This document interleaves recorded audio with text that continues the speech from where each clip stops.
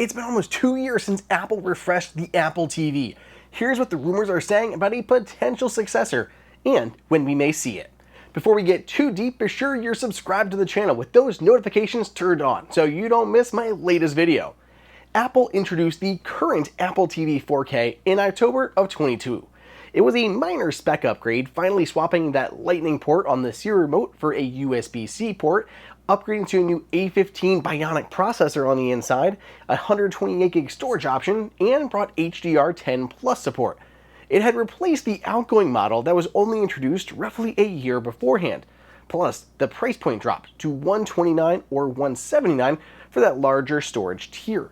This was also the end of the Apple TV HD. But after that last upgrade, things have been fairly silent. As one of my favorite Apple products of all time, I had been a bit anxious, waiting to hear about an upgrade, which apparently may be coming sooner rather than later.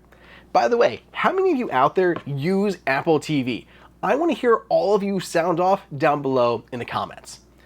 Anyway, the most notable rumor about a new Apple TV comes from Bloomberg, saying that Apple was readying a new Apple TV unit to launch in the first half of 2024. Considering it, is June, this seems unlikely. Gurman continues that not only is a new box coming, but it will keep with the same design as it has now, which comes as no real surprise. It's a small black box that sits idly in your living room console. Not a lot of changes that really need to be made. So if it has the same appearance, what else will Apple change? The first obvious choice is to upgrade the internal CPU. That A15 chip is still more than enough for playing back 4K video in most of today's Apple Arcade games, but if Apple does plan to introduce new AI features and push harder into gaming, it's going to need something more. We could see the continued use of the base series chip and bump to the A16. Apple could go for the high-end version and include the A17 Pro that's found in the iPhone 15 Pro and iPhone 15 Pro Max. Or it could mix things up completely and go with an M series chip, as found in the iPad Air, iPad Pro, and the entire Mac lineup. That's my vote. Despite a faster CPU, Ming-Chi Kuo has suggested that Apple's looking to dip into that sub-$100 price point. This could be a second model, or could just be trying to lower the entry-level storage price. This would be crucial for Apple to continue to compete against Roku, Amazon's Fire Stick, and Chromecast. Honestly, those are the biggest rumors we've heard so far, which feels like anyone could have made those guesses. Shocker that Apple wants a faster processor for a quiet spec upgrade. But there are other things that Apple could add here. Take the Siri remote, for example.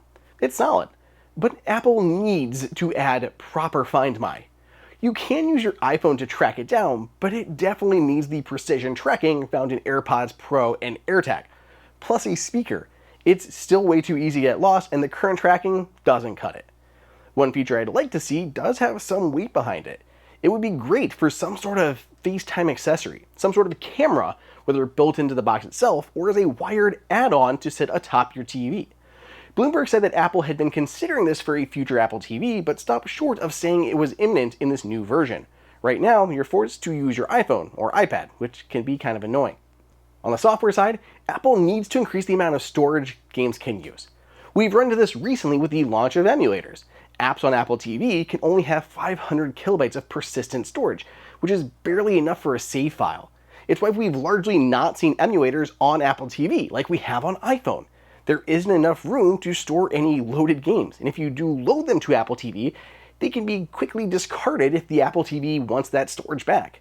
I've said it before, but if Apple really wants to take gaming seriously, it needs an upgraded Apple TV with more storage, a better GPU, and the software to enable it.